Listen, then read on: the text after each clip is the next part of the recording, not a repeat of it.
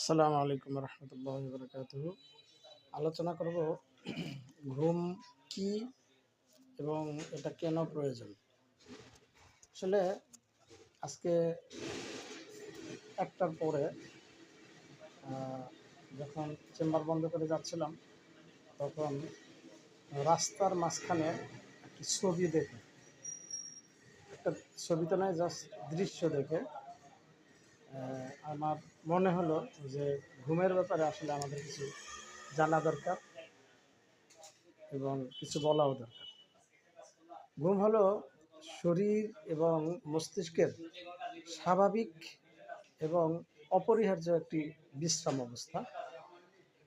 মানুষ যদি ঘুমাইতে না পারে, তাহলে অনেক সময় দেখা যায় যে পাগলের মতো অসংলগ্ন কথাবার্তা বলে, অসংলগ্ন আচরণ করে, এবং আমরা তখন ধরে নিই যে এর ভালো ঘুম হয়নি, এর ঘুমানো দরকার।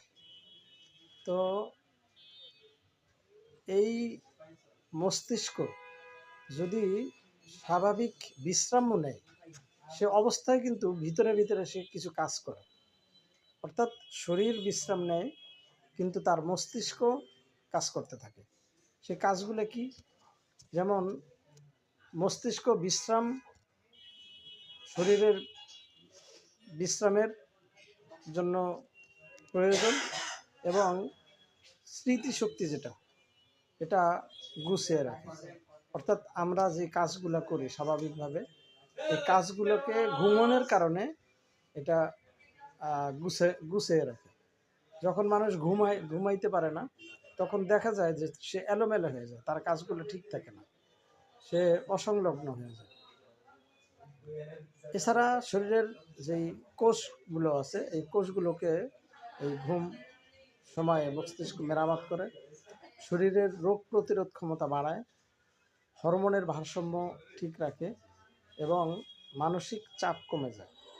যদি মানুষ ঠিকভাবে ঘুমাইতে না পারে, তাহলে তার মানসিক চাপ বেড়ে যায়। এখন এই ঘুমটা কেন প্রয়োজন? ঘুমাইলে যে কাজগুলো হয় এটা তো আমরা দেখলাম, মানে শুনলাম, কিন্তু কেন ঘুম প্রয়োজন? ঘুম এই কারণে প্রয়োজন যে শরীর ও মনের সুস্থতা বজায় রাখার জন্য আসলে ঘুম প্রয়োজন।